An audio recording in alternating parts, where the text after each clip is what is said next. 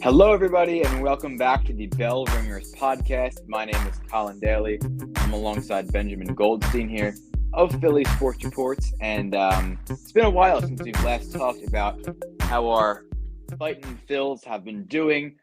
Since we had our last podcast on August 1st, they have a somewhat mediocre 8-8 record. They had the road trip where they faced the Seattle Mariners, Los Angeles Dodgers, Arizona Diamondbacks, and Miami Marlins. And then, of course, the very quick homestand, a 4-game series with the Washington Nationals. They took the first 3. They dropped the final game of that series today, final score of 6-4. So we were hoping they could get some momentum going into a very, very big road trip once again. They'll face the Atlanta Braves, their division rivals, and the Kansas City Royals, who are quietly climbing their way atop the American League standings. Obviously not a very strong AL Central division there, but the Royals are definitely a team to watch out for. So Ben, give us your thoughts on the road trip. I mean, it's been a while since we've had a couple of these games. They lost the series against the Mariners. They pulled off somehow another series win against the star-studded lineup that the Dodgers boast. Then they dropped 3 of 4 to Arizona, and then split in an ugly game, really an ugly series with the Marlins. Yeah, the Mariners thing, it's been a while since these series. I feel like a lot has changed. The Dodgers thing is the Dodgers thing is weird. They played 5-1 this year, Ben. Yeah, they got walked off. I think the walk-off walk was in the Mariners series. Then the Phillies come out, win 6-0 the next night. They go to the Dodgers and win 2 of 3. They win the season series over the Dodgers. It's just weird. And then they go to Arizona. They give up 23 runs in back-to-back nights while scoring 6. It was weird. Pure.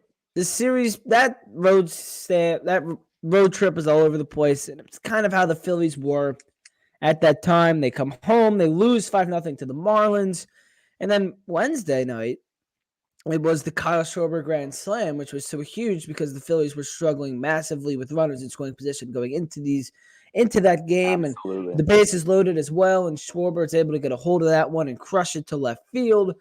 And you kind of could feel the momentum shifting a little bit in the Phillies' way.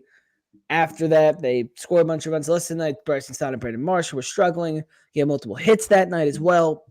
Felt like things were kind of starting to come back together where they once were. They went 13-3 against the Nationals. They got a tight win over the Nationals on Friday night, which was a walk-off with Trey Turner. They were up 2-0 throughout the game. Carlos Estevez gave up 2 runs in the ninth. Turner walked it off. And then Saturday night, Christopher Sanchez complete game.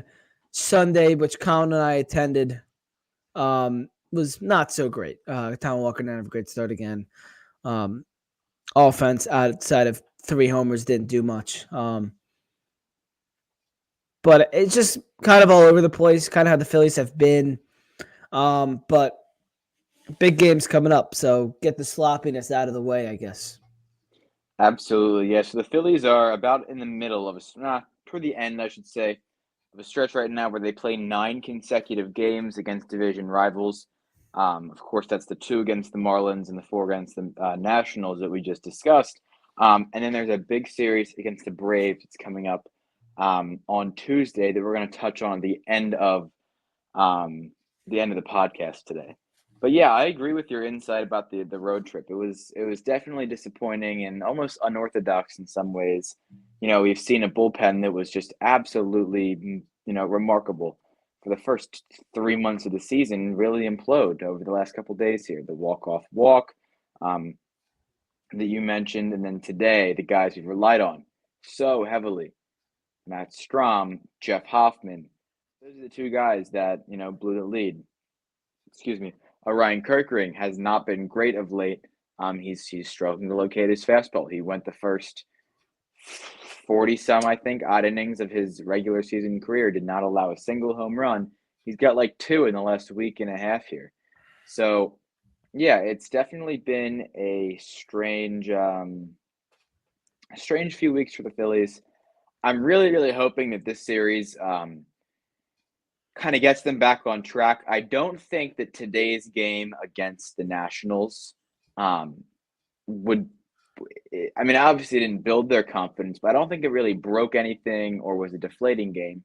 I mean, Bryce Harper didn't start, JT Realmuto didn't start, and Weston Wilson, who's been one of the hottest hitters in their lineup, didn't start either. It's kind of crazy that we're You had saying Cal that. Stevenson in center field, like, Right, Cal and Stevenson, he was the ultimate center in the ninth inning. He grounded into a double play, like, right. which Garrett I do want Stubbs, to who's talk in about that a there. little bit. Yeah. The managing decision not to pinch hit Harper or Realmuto or Wilson or Rojas in that ninth inning instead of Cal Stevenson or Garrett Stubbs.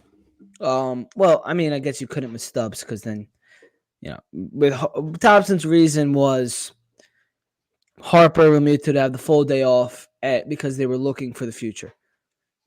Is one inning really going to be that major? Not even one inning, one at bat. Because the way I saw that is Sosa singles, Bryce Harper for Cal Stevenson, and then Johan Rojas goes in to play center field, which Johan Rojas does not need the days off, right? He's a platoon player, so he doesn't get scheduled days off. Um, One at bat would not have killed Harper. So playing the field for a few innings and him maybe getting another at bat if the game were to go to extras, I would understand. But if he's getting one at bat and then being immediately removed from the game, that's not going to change anything. I mean, we've That was seen that top. was. You go ahead. I'm sorry. I was just going to say that's questionable to me. And yes, I understand his reasoning. Yes, I do, but I don't really agree with it. You've got a full day off tomorrow for every player, all 26 of them, and then if he was going to go in and play first base, if the game were to go to extra innings, he'd get another at bat. Sure, I would understand. Yeah, not a situation to put Bryce Harper in. But because we know that if he were to hit for Cal Stevenson, he would be taken out of the game as soon as he ends his at bat, comes in to score, that half inning ends. Then it just, I don't know. It seems like an obvious decision for Thompson to pinch hit in there. So I don't really know. I guess I can say I know where he's coming from, but I don't agree with his reasoning. Yeah, I was going to say that. We've seen him do it before, and he hasn't pitched hit him in these situations. Just feel like if the Phillies lose the NL East by one game, if they finish in third place in the National League by one game, is this a game you're going to look back on and say they could have won this game? No, it's not for me. I And mean, how it all many of depends. those have there been It where all they could depends have? how. It depends how you look at it. Now, I tend to look at things based on series. So the first thing that I'm going back to is losing 2 of 3 against the A's before the All-Star break. Taking 3 of 4 against the Nationals, like I feel like when you're playing, you have to have you can't have too broad of an outlook, right? Because if you say, "Oh, well, we've lost 4 in a row, but won 6 in a row before that, we're fine," I don't really agree with that. Um, But if you look at it in series, you're able to put a game in perspective and say, okay, we lost that one, but we still had a good series. Let's go out and win another series. Um, you're not looking at the games as independent events, but you're not looking at the season in too broad of a scope either. I think it's kind of like a happy balance. Um, you know, Looking at how you view your season. So, no, I mean, I don't think this is the game that you go back on like that. Because back to what I was saying before about today's game is that like it wasn't really a bad game that's going to break their confidence going into the Atlanta series. No Harper, no Realmuto, no Rojas, no Wilson. 4 guys who have all started the last 3 games that they've won were not in the lineup today. You had Stubbs, you had Sosa, you had Stevenson, guys that you're not going to have playing every day. Not even Marsh has been playing every day right now. But no, there were a lot of great things that came out of today's game. Trey Turner hit the big home run. They recorded 10 hits as a team. Stott and Marsh went back to back. Alvarado pitched a clean inning. Alec Um, Boehm's incredible catch. exactly. Foul territory in right field. So, and when I look at it, you also remember that today was a Taiwan Walker start. So the bullpen had a lot of work to do.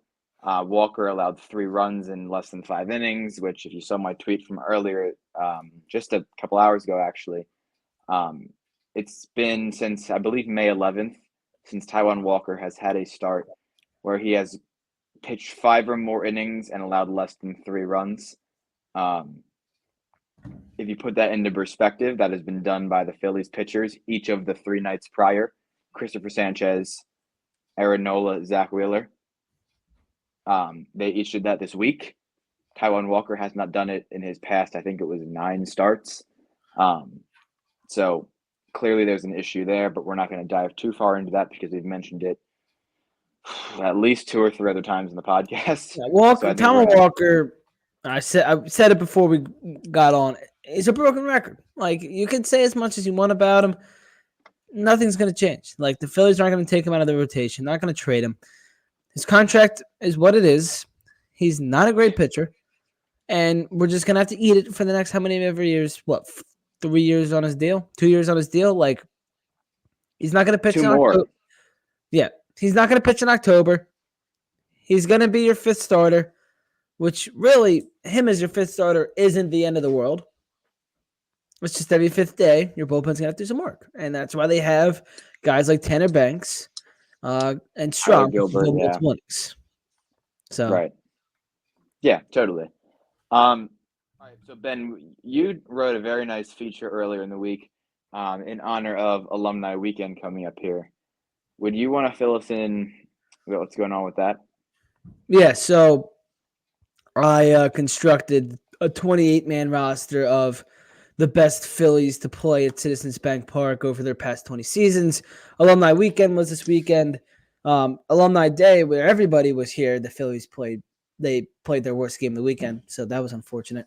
But yeah, 28 guys, 14 position players, 14 pitchers. This is what I came up with. Catching, I have JT Realmuto. We'll save the comments for the end. Catching, I have JT Realmuto. First base, Ryan Howard. Second base, Chase Utley. Third base, Placido Polanco. Shortstop, Jimmy Rollins. Left field, Pat Burrell. Center field, Shane Victorino. Right field, Jason Worth. Designated hitter, Bryce Harper.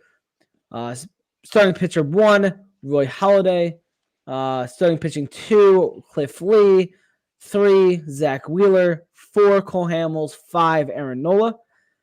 Relief pitchers consist of Ranger Suarez, Brett Myers, J.A. Happ, Tom Gordon, Jonathan Papelbon, Billy Wagner, Ryan Madsen, and Brad Lynch. My bench is Carlos Ruiz, Trey Turner, Raul Ibanez, Bobby Abreu, and Eric Brunlett.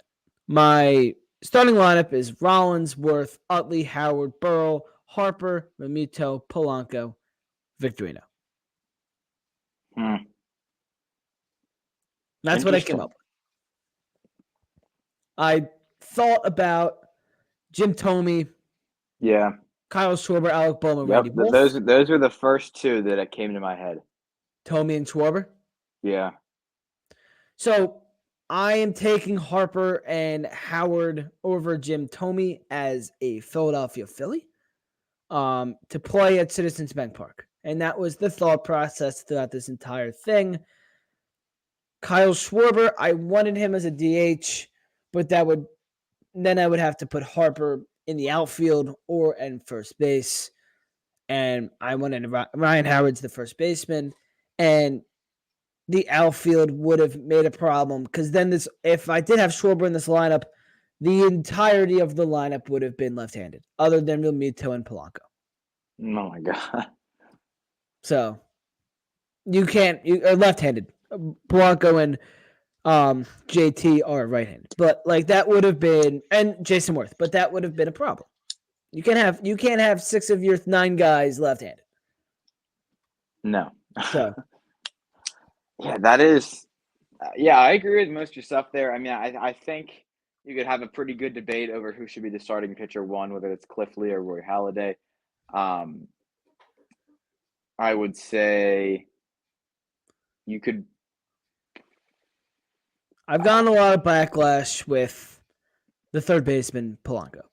My thought process was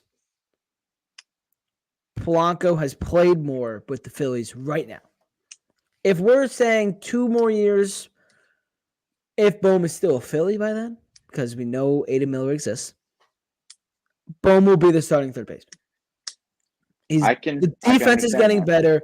His offensive numbers are probably better than Polanco's, Oh, but for sure. Polanco's defense was better than Bohm's, and the hitting wasn't a massive difference. So I went with Polanco over Alec Bohm. Can you read me your bench again? My bench is Chooch, Roly Ibanez. Hold on. Trey Turner, Bobby Abreu, and Eric Bruntlett. Okay, I was just about to say, did Bobby Abreu make this team? Bobby Abreu is on this team. Yeah, as soon as well. Phillies have just had an immense amount of talent at first base. Yes. I'm just now realizing this. Yes. Yeah, I would. Initially, I was gonna say I thought the only real issue with this team is you don't have like your power hitter off the bench, which you see from a lot of teams. I guess I don't know who the Phillies would be right now. Is it Weston Wilson? I mean, for Well, I a mean, while Bobby there, our Abreu was a power. power guy. He had a lot of homers. Who's that? Abreu could be your Right, power and guy. that's what I'm saying. The Phillies traded for Jose Bautista back in the day. That was their power guy off the bench. There was Brad Miller for a point, was the guy who could hit for a low average, but he would pop those home runs all the time. Bamboo. Now that we have the DH in both leagues, you don't really need to have like a specific guy who's meant to be your pinch hitter every night. But the only thing that I say the team lacks a little bit is that guy off the bench who's your big power hitter, whether Yeah, that's but you do Schwarber or have in Tomey. your But I lineup. think You have Howard and Harper. So, also, it could be with the team right now. If the guys in the starting lineup aren't hitting homers, then you don't like the lineup is so power heavy that your bench doesn't need to have a big power guy. Like my bench right now, Carlos Ruiz will always come through, and that's just known. Unsung hero of that 08 of those 08, 09, 10 teams. Turner can hit a homer. Bobby Abreu can hit a homer. He won a home run derby. Eric Bruntlett's a defensive guy. But I mean, this lineup, Worth could hit homers. Utley, Howard, Burrow, Harper. Yeah, no, you're right. So, but no, I think you did a fantastic job with that. I agree with your choice of Placido Polanco over Alec Boehm. I think right now, that's the appropriate choice. Really, I don't think there's much else to it. I mean, I think Howard's a given, regardless of what people might say. And then I think that putting Bryce Harper as a designated hitter also has to be a given. Jim Thome, Kyle Schwarber, um, Bobby Abreu were all fantastic. Reese Hoskins even are great guys, but Harper and Howard, I think they're on a different level. Those tier makers people do. yeah. I think all those guys that I just said would be A tier players, except for maybe Hoskins. But I think Howard and Harper would be that S tier category. Some people, I also heard about the starting catcher with JT over Chooch. JT's offensive. JT, I think he's just a better offensive catcher than Carlos Ruiz. I mean, the defensive numbers. Well, JT can throw a guy out much better than Chooch could as well. As a Philly, framing better definitely. Chooch definitely the framing. Yeah, JT Realmuto's a horrible frame guy, but I mean the offense numbers are better. JT's much faster. I think the only argument there is that Chooch won the World Series. I think that does hold some sort of intrinsic value. He also and Chooch also caught 2 no-hitters in a perfect game. So that's true. But I still think JT is the better offensive catcher, Yeah. and the behind the plate stuff is almost similar. So I went Yeah, with I JT. think that's a fair assessment. But yeah, that's some really good stuff you did there. Of course, Phillies weekend we saw David Montgomery get inducted into the Phillies Wall of Fame. His We got plaque has been Monty's finally Alley in left center right. field, which is pretty awesome. Angle, Monty's Angle. Oh, Angle, Um, whatever. yeah, which that's really neat. The backstory on that was he was a big proponent of changing the field dimensions at Citizens Bank Park back when he was the Phillies president of baseball operations, the position that is now held by David Dombrowski. Um, and he got that approved by the Phillies Board of Trustees. And, the dimensions changed. The ballpark had to be a little bit reconfigured. And now that is the deepest part of Citizens Bank Park, now denoted as the angle of Monty, which is pretty cool. It sounds Never to heard me, anyone call him Monty before. no, I hadn't either. Um, no, I have not. But yeah, I don't know. I mean, I think it's really cool. I do. Um, Obviously, the plaque he got in center that can be found out in center field with the rest of them. But yeah, I mean, I think it was a great weekend. The video today they did that was phenomenal.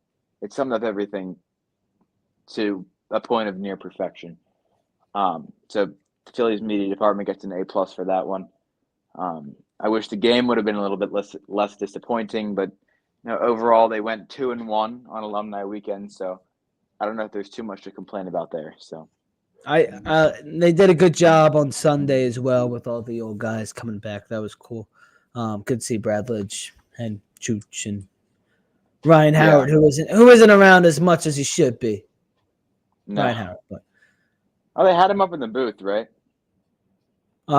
maybe, I don't know. We were there, so didn't get to watch TV. I know Jimmy Rollins was in there, but I saw that too. All right, well, a couple more topics for today. The one that I want to get into, and I want to hear your opinion on this because we talked about this when you're at the game this morning. Well, this afternoon-ish. So right now, the Phillies have a situation in the outfield. Weston Wilson has been the hottest hitter in their lineup. Johan Rojas has been somewhat hitting better over the last month. I mean, his offensive numbers and his power numbers are still just absolutely atrocious. I mean, so I looked at this morning. I'll have to see if I can remember. So Johan Rojas has 67 hits in 2024. He has 3 home runs, one triple, 6 doubles, and 57 singles. I mean, if you look at Rojas's numbers, his last 7, he's hitting 348, 375 OBP, slugging 435. I mean, he's 8 for 20. He's 8 for his last 23, 13 for his last 41. I mean, he hasn't been horrible at the plate recently, Rojas. No, but if you're going to have those types of splits when it comes to the type of power that you're producing, you have to be a near 300 hitter. Yes. Because, I mean, that is like another level of lacking power. I mean, he has 3 homers this season. And not only that, it's the 6 doubles for me. 6 doubles? Seriously? What did I say? I don't remember. 57 singles is outrageous. I mean, that's absurd to me. Here, hold on. I forgot I pulled up his numbers. He has 6 doubles, 1 triple, 3 homers. He only has 28 RBIs. He's got 60, yeah, so 57 singles on the year. I mean, and it's not like he's hitting the ball hard either. His average exit velocity is in the 5th percentile, barrel percent in the 4th, hard hit percent in the 8th. His launch angle sweet spot percentage is in the 1st percentile, so he's like one of, if not the worst. So, I mean, he hasn't really done anything crazy. And the saddest part about the whole thing, he's actually gotten lucky this season. If you look at it, his expected batting average is only 239. He's actually been helped out on a couple of his hits by 6 batting average points. So I don't know. It's definitely strange. Let's see. His expected slugging is 312. What's he actually slugging? 308. Okay, so yeah, so maybe there were a couple hard hit singles that he had, that were supposed to fall in for doubles, but still, his production at the plate has been underwhelming all season. He's getting the ball into the outfield more, um, but the numbers are not suggesting to me that trend's going to continue. Um, Brandon Marsh has been absolutely brutal. I don't know if you have his numbers up there. Yeah, Marsh in his last 15 games is batting 200. Last 30 is batting 176. Has been hitting better recently. The last 7 he's hitting 263. Yeah. Five for his last 19. Now the thing with Marsh is he appears to have a little bit more. He's going to walk more. Oh, that's the other thing. Rojas only has 12 walks the entire season, Yes. which is ridiculous too. Marsh strikes out a lot, but he also walks a lot. He doesn't chase a lot of pitches.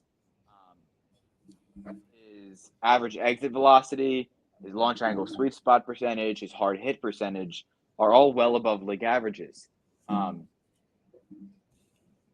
He has, he's been a pretty good player for the Phillies over the past, roughly 2 seasons. Obviously, last year ended with an OPS at 830. This year, he started off with an MVP type season in the first month. Now his average is down to 241. His OPS resting at just 723. So those are the 3 guys the Phillies had before: Rojas, Marsh, and then Wilson was down in AAA. But now Wilson's emerged. They've traded for Austin Hayes, who Rob Thompson claimed is going to be an everyday starter. Is on the injured list right now, but should be returning within the next week or two. What's the situation now, Ben? What are they going to do? I don't know. Well, I'll tell you right now, Weston Wilson is 10 for his last 19. He's hitting 526. Slugging's 1.053. This season, his OPS is 998.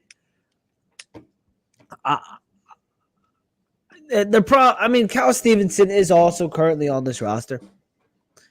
So he will probably be the one that gets sent down when Austin Hayes comes up or comes back from the injury list. Austin Hayes has been out since August 7th when he got hurt against the Dodgers. It'll probably be Stevenson going down, and Weston Wilson won't play every day. But what are you going to do with Weston Wilson? Have him sit on the bench? I don't know. Maybe ship him to Allentown. You can't. No, you can't do that. He's been their hottest hitter. He hit for the cycle. Can't get benched. When is he going to play? If you have Austin Hayes, who's going to start every day, and you have Rojas and Marsh platooning in center field. There's no place for Weston Wilson on this roster. Second base. You're going to bench Bryson Stott? Are you going to send Bryson Stott? Is it too late to send Bryson Stott down? You know what? We were about to have that conversation. Wasn't he next on our list? Let's talk about Bryson Stott. Because here's the thing. You can work Wilson into the infield. If you're giving Bohm a rest, if you're giving Stott a rest, he can play the second base, maybe the third base spot. That's the one good thing is Weston Wilson, if he's hot, it's going to be hard to send him down because defensively he's as versatile as they come. So fine. Well, what's the deal with Stott then? Stott is hitting 182 in his last 15. He is 10 for 55, including 2 homers, 3 RBIs, and 7 strikeouts. What's his average in June, or his numbers? In June? Did I say June? Yeah. Did I say June? I'm in August. I don't know where I got June from. I was looking at a Kyle Schwarber picture on my wall. Maybe that was it.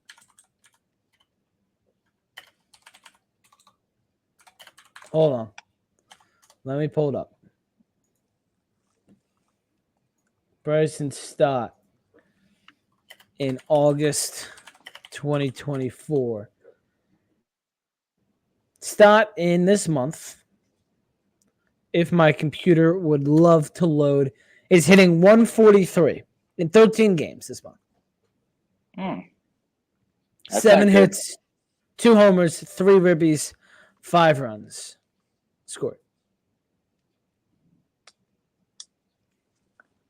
Huh.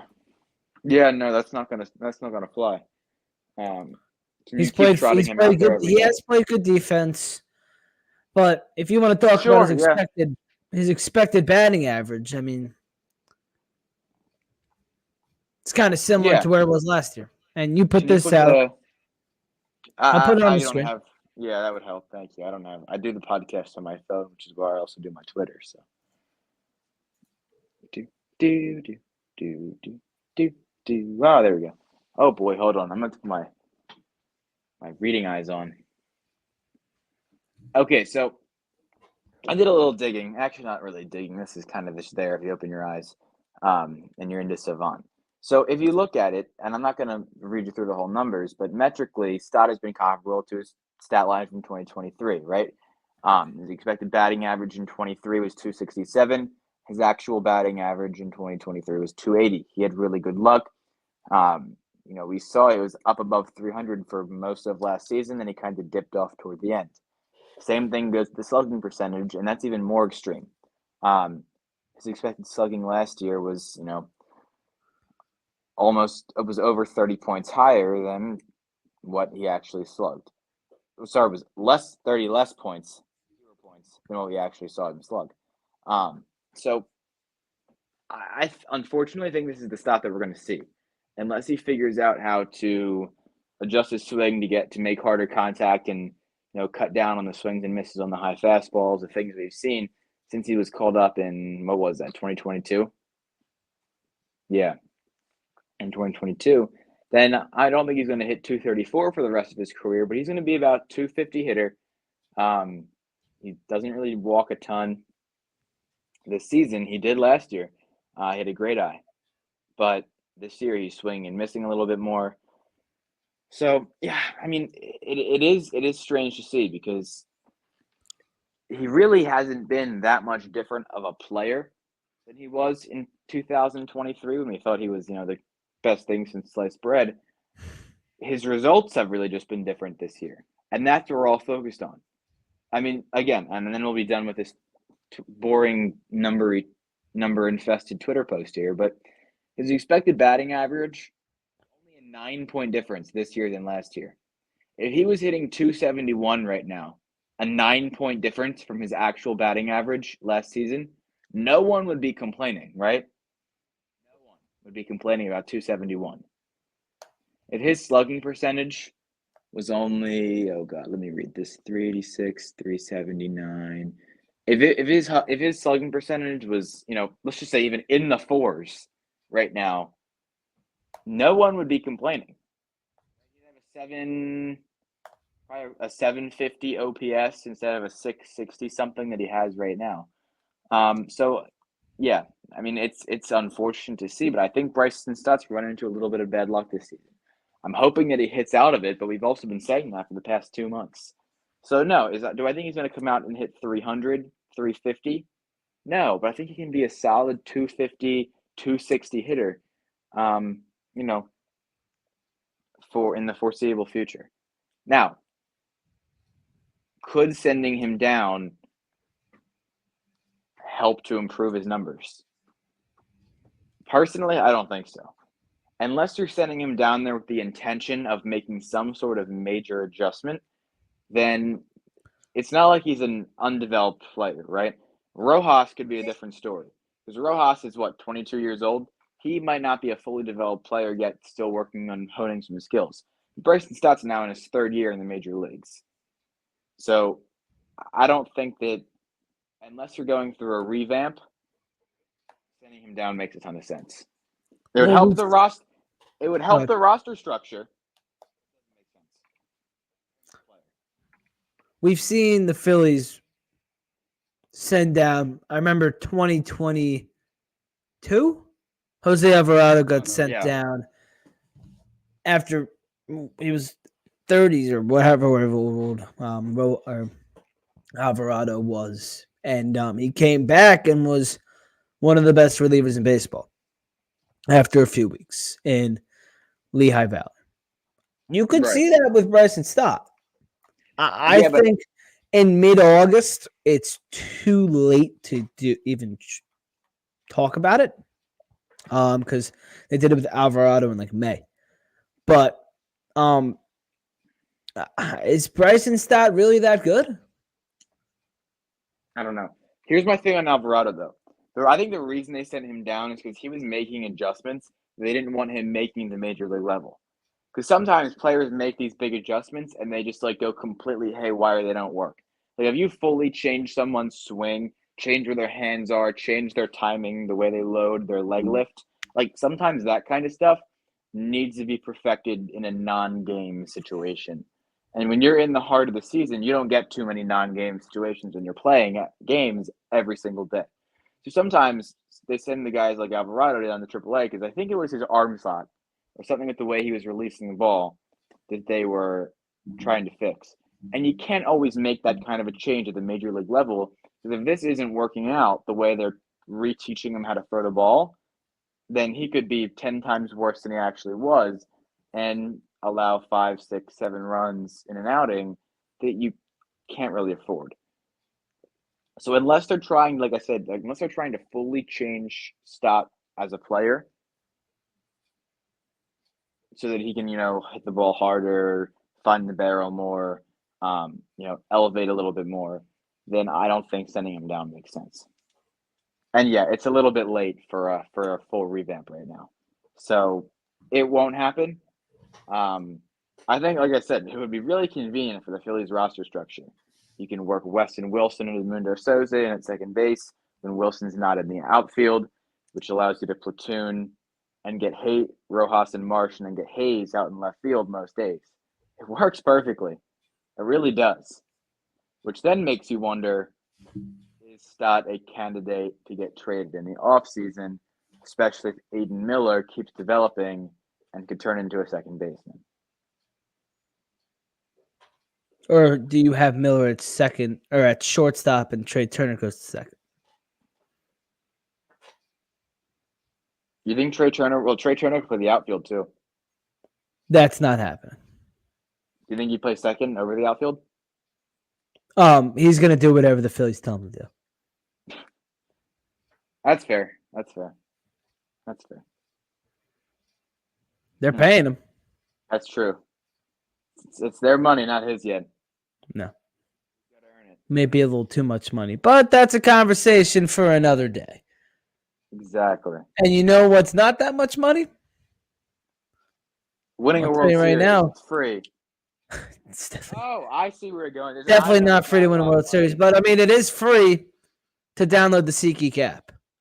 And it is also free to use code Philly Sports Report to save $20 off your first purchase at SeatGeek.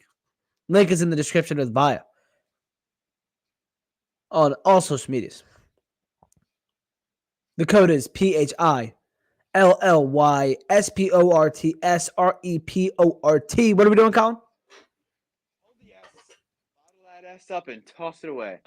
Hold the S's S. here, folks. Hold the S. No S's. No S's at the end of reports. Only one report In the SeatGeek code. $20 off your first purchase. Thank you, SeatGeek. Sponsoring, download the app. Link in the description of the YouTube video or in the bio of all social medias. Yeah. Thank you, SeatGeek. All right, Ben, I got news. What do you got? Time of the episode. What? It's that time of the episode. Grab your pocket schedule. I think we've got predictions to make. Ooh. All right. I really made that pretty dramatic, didn't I? Yeah, I didn't know what was going on. Phillies are going on a ginormous 3-game series. Not ginormous, but it's a hefty 3-game series against the Atlanta Braves. Zach Wheeler will start Tuesday. Aaron Nola will start Wednesday. Thursday's starter is to be determined. And then they head to Kansas City for the weekend, who are playing good baseball. I am personally terrified of Bobby Witt Jr., but I also love him. So what do you got in the Braves series, Colin? And the Royals, but this Braves series is the biggest series of the year so far. I'd say so, yeah. Maybe. Yeah, I think so. Well, no, I think it is. I mean, the Dodgers series is super important because, of course, we're trying to get the first or second overall seed. I think that once we get down the stretch in September, we have that big series, the big homestand against the Braves, the last weekend in August, and then that first Sunday in September. But after that, a lot of the Phillies' destiny is not going to be up to us. It's going to be up to other teams, and whether or not they can beat the people that we're competing for first place for. But yeah, this is like objectively huge. So they've got 3 against the Braves, and they have 3 more against Kansas City.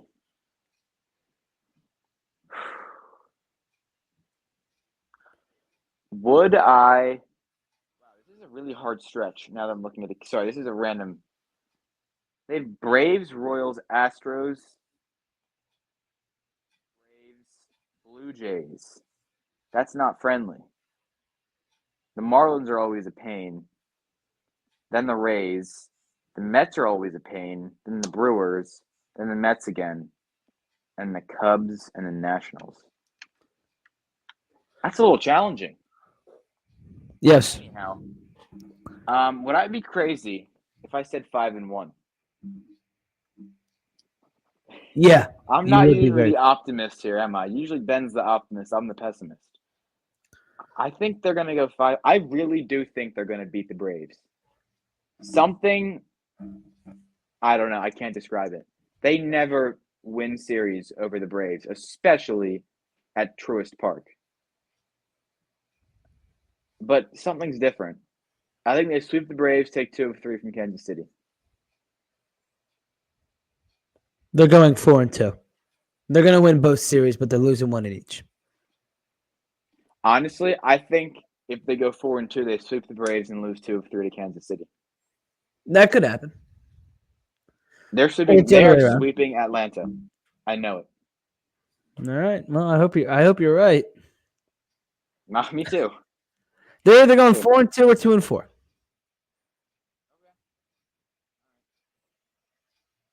I'm gonna go 5-1 or 3-3, just for the plot there. Ooh, 3-3. We'll see who's right.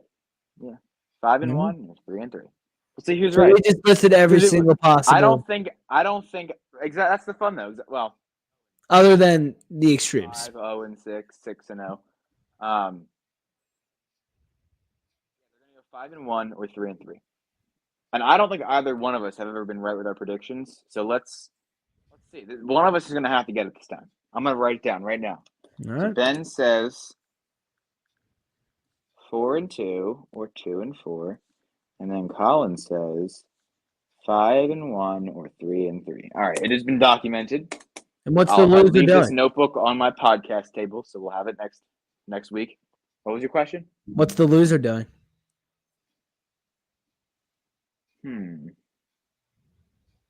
That's a good question. They have to try to defend Nick Castellanos. Have to what? Try and defend Nick Castellanos. Oh, okay, a little rhetoric challenge. Because I don't like Nick Castellanos. So I don't either. Or maybe Garrett Stubbs. Oh no, I like Stubbs. I like Stubbs a lot. Try and prove Garrett Stubbs to be a good hitter. Challenge him. Level impossible. I think you can choose. Defend Nick Castellanos as a person or Garrett Stubbs as a player. All right, Nick Castellanos. I do not like Nick Castellanos. I love his family. They're wonderful people. But Nick, I feel like he's a click off a dead center. All right. Well, we will revisit in episode 64. We will. This is episode 63. And hopefully I'm right because it's hard to defend either of them. Yeah. Although Castellanos is a good dad, I guess. Yeah, that's true. I'll give you that one. But his attitude drives me crazy sometimes, and his demeanor, I'm not a fan of. But I don't want to spoil my rebuttal, so I'll leave it there. All right. Thank you, everybody, for watching and listening to the Bell Ringers podcast. Thank you to SeatGeek. We will be back. Hopefully, I am right with my prediction on the Braves Royals. Go read my CBP team at phillysportsports.com for my full dive in on every single player that's listed. Thank you for watching and listening. We'll see you next time. Go Phils. Go Phillies.